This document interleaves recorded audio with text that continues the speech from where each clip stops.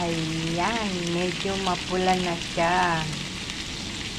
Hahanguin na natin siya. Yan ang hinahanap natin na kulay sa ating calderetang baka.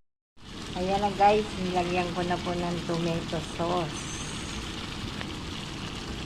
At lalagyan ko na rin siya ng sabaw